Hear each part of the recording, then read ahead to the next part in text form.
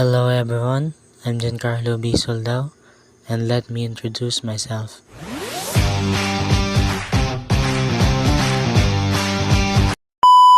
I was born in Quezon City, but I live here in Salamagi Sur, Bogalion, Pangasinan.